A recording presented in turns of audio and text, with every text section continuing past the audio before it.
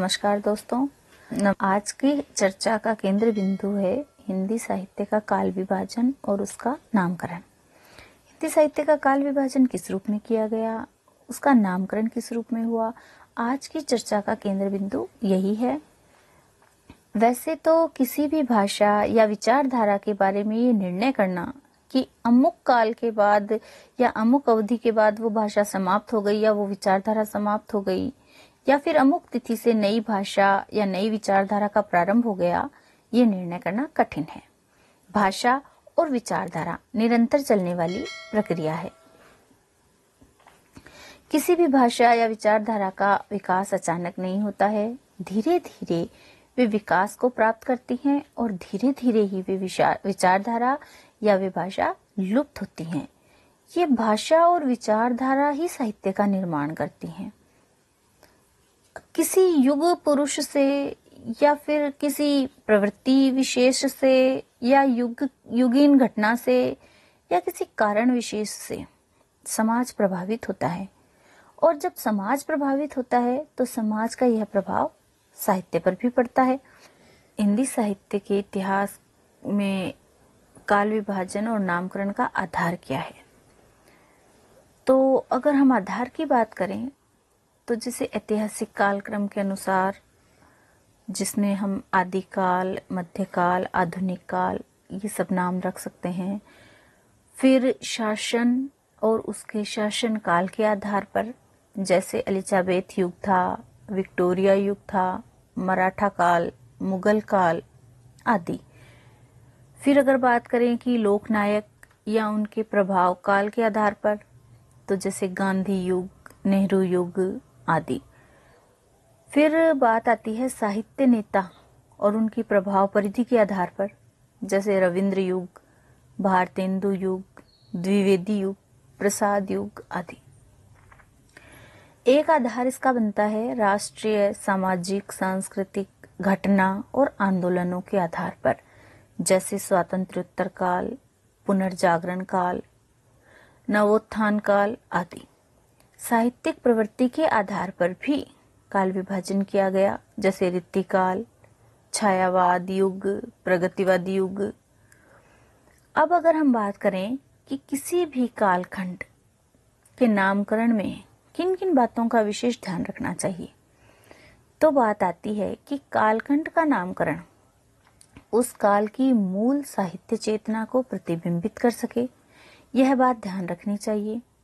काल विभाजन साहित्यिक प्रवृत्तियों, रीति, आदर्शों की समानता के आधार पर होना चाहिए।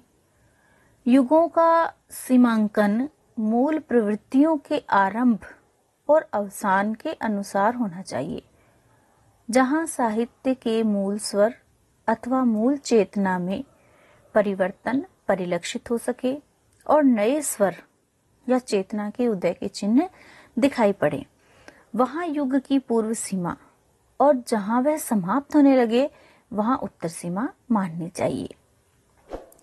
अब देखो मित्रों, अगर हम बात करें कि किसी भी साहित्य का काल विभाजन क्यों जरूरी है, तो हम बात कर सकते हैं कि वस्तु का ठीक ठीक ज्ञान कराने, सहज बनाने, उसके कतिपय भाग, उपविभाग, खंड और उपखंड किए जाते हैं।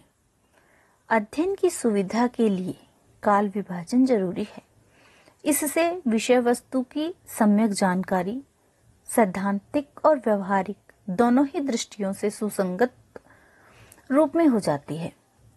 परंतु साहित्यिकता का ध्यान रखते हुए साहित्य के इतिहास को सांस्कृतिक इतिहास की प्रक्रिया के रूप में देखते हुए काल विभाजन करना ज्यादा संगत है। अब हम बात करते हैं कि हिंदी साहित्य के इतिहासकार इतिहास ग्रंथों में काल विभाजन की किन किन पद्धतियों का अनुसरण करते हैं। तो देखो, हिंदी साहित्य के इतिहास ग्रंथों में काल विभाजन की 4 प्रमुख प्रवृत्तियां प्रचलित हैं। जैसे सर्वप्रथम हम बात करें कि संपूर्ण इतिहास का विभाजन 3 युग, आदिकाल, मध्यकाल और आधुनिक काल में किया गया। डॉक्टर गणपति चंद्र गुप्त तथा डॉक्टर धीरेन्द्र वर्मा द्वारा यही अनुमोदित है। इनके अनुसार मध्यकाल में कोई विशेष परिवर्तन नहीं दिखाई दिया। पूरे मध्यकाल की 5 शताब्दियों तक संत काव्य, प्रेमाख्यान काव्य, राम काव्य, कृष्ण काव्य, वीर काव्य, नीति काव्य, रीति काव्य आदि धाराएं अखंड रूप से प्रवाहित होती रही। फिर दूसरी बात हम करें कि संपूर्ण इतिहास का विभाजन 4 युगों आदिकाल, भक्तिकाल, रीतिकाल और आधुनिक काल में किया गया। आचार्य रामचंद्र शुक्ल द्वारा नागरी प्रचारिणी सभा आदि ने इसी रूप को ग्रहण किया है। तीसरी बात हम करते हैं विधाओं के अनुसार हिंदी साहित्य का विभाजन। इसमें कविता तथा गद्य साहित्य की विविध विधाओं के इतिहास का वर्गीकरण किया गया या वर्गीकृत अध्ययन किया गया। फिर चौथी बात हम करें कि शुद्ध कालक्रम के अनुसार साहित्य का वस्तुगत विभाजन। इस दृष्टिकोण के पोषक विद्वानों का कथन है कि किसी भी विचारधारा अथवा साहित्यिक दृष्टिकोण का आरोपण करने से परिदृश्य विकृत हो जाता है और यथार्थ दर्शन में बाधा पड़ती है। अब हम बात करते हैं कि हिंदी साहित्य के काल विभाजन की किस पद्धति को उपयुक्त समझना चाहिए। तो देखो, वास्तव में अगर देखा जाए तो सभी पद्धतियों में गुण भी हैं और दोष भी हैं। सभी को लेकर समन्वयात्मक दृष्टिकोण अपनाना ही श्रेयस्कर है। साहित्य के काल विभाजन में ऐतिहासिक कालक्रम और साहित्यिक विधा का आधार ग्रहण करते हुए युगीन चेतना का भी ध्यान रखना चाहिए। हिंदी साहित्य के प्रारंभिक इतिहासकारों जैसे गारसाद तासी एवं शिव सिंह सेंगर ने काल विभाजन का कोई प्रयास ही नहीं किया, परंतु कुछ इतिहासकारों द्वारा काल विभाजन का प्रयास किया गया।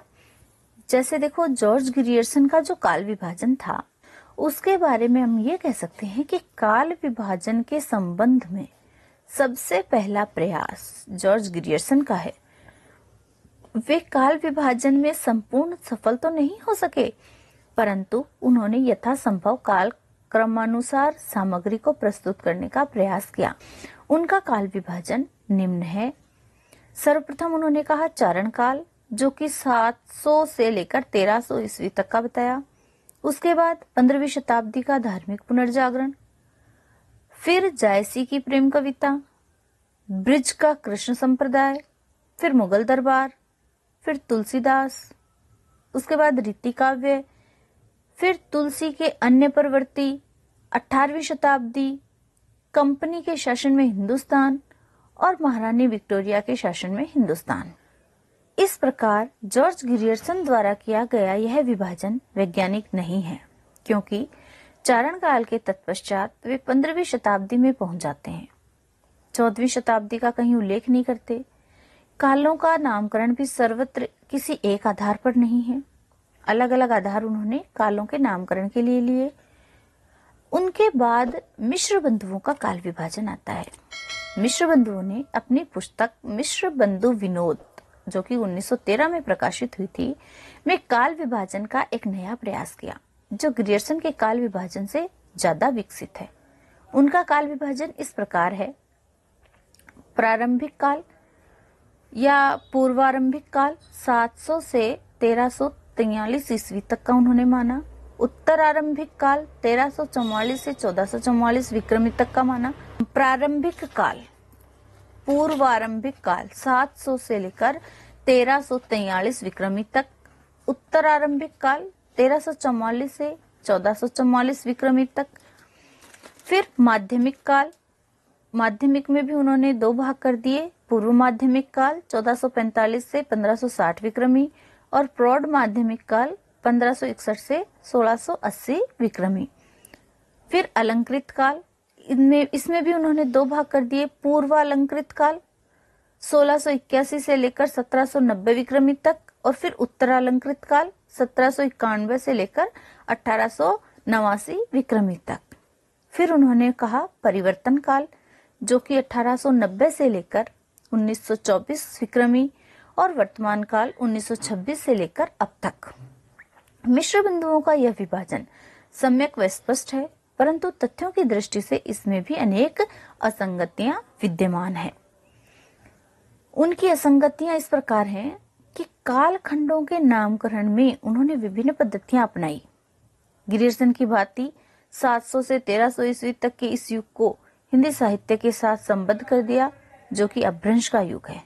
प्रारंभिक काल अनावश्यक है। अलंकृत काल आंतरिक प्रवृत्ति पर आधारित है। काल विभाजन का कोई स्पष्ट आधार भी उन्होंने नहीं दिखाया। उसके बाद आता है आचार्य रामचंद्र शुक्ल का काल विभाजन। आचार्य रामचंद्र शुक्ल ने हिंदी साहित्य के इतिहास में काल विभाजन इस प्रकार किया।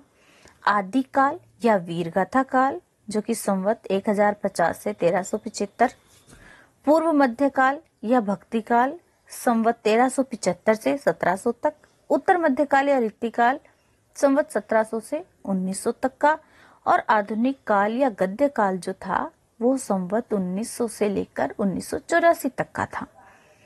डॉक्टर रामकुमार वर्मा का काल विभाजन। तो आचार्य रामचंद्र शुक्ल के काल विभाजन की त्रुटियों को संशोधित कर नया रूप देने में डॉक्टर रामकुमार वर्मा का नाम उल्लेखनीय है। वर्मा जी का काल विभाजन इस प्रकार है। संधि काल 750 से लेकर 1000 विक्रमी, फिर चारण काल 1000 से लेकर 1375 विक्रमी, फिर भक्ति काल 1375 से 1700 विक्रमी, और उसके बाद रीति काल 1700 से 1900 विक्रमी, और आधुनिक काल 1900 विक्रमी से लेकर अब तक। डॉक्टर वर्मा जी का जो काल विभाजन था वो केवल वीरगाथा काल को छोड़कर शुक्ल जी के काल विभाजन से साम्यता रखता है। एक विशेषता संधि काल की है, जो वस्तुतः गुण वृद्धि का द्योतक कम परंतु दोष वृद्धि का द्योतक अधिक है। हिंदी साहित्य का आरंभ 7वीं व 8वीं शताब्दी से मानना भ्रामक है, क्योंकि यह काल अपभ्रंश का काल रहा है। अतः वर्मा जी का जो काल विभाजन है वो शुक्ल जी के काल विभाजन का परिष्कृत रूप नहीं है, परंतु फिर भी उनका प्रयास सराहनीय है। डॉक्टर गणपति चंद्र गुप्त जी का काल विभाजन। गुप्त जी ने अपनी पुस्तक हिंदी साहित्य का वैज्ञानिक इतिहास में जो काल विभाजन किया वो इस प्रकार है। प्रारंभिक काल या आदिकाल, जो कि 1184 से लेकर 1350 ईस्वी, मध्यकाल या पूर्व मध्यकाल 1350 से 1600 विक्रमी, और उत्तर मध्यकाल 1600 से लेकर 1857 विक्रमी, और आधुनिक काल 1857 से लेकर अब तक का। तो ये तो बात थी हमारी हिंदी साहित्य का नामकरण और उसका काल विभाजन। नामकरण क्यों किया गया, नामकरण की आवश्यकता क्यों पड़ी, नामकरण के क्या आधार थे, और किन आवश्यकताओं को ध्यान में रखते हुए नामकरण किया गया, और किन किन विद्वानों ने अपने अपने विवेक के अनुसार कौन कौन से समयावधि को क्या क्या नामकरण दिया, इसके आगे का अगले वीडियो में। धन्यवाद।